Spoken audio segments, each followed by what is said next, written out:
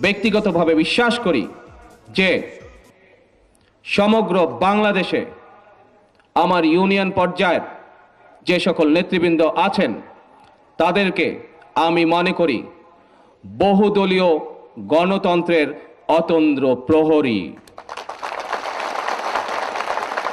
কারণ এই ইউনিয়ন পর্যায়ের নেতৃবৃন্দদেরকে সাথে নিয়েই শহীদ রাষ্ট্রপতি জিয়াউর রহমান 1979 সালে বাংলাদেশে বহুদলীয় গণতন্ত্রের সূচনা করেন। আপনাদের সকলকে নজর রাখতে হবে, চোখ কান খোলা রাখতে হবে, যেন কেউ শহীদ জিয়া সূচিত বহুদলীয় গণতন্ত্র যেটা সূচনা করেছিলেন, শুরু করেছিলেন শহীদ জিয়া, সেই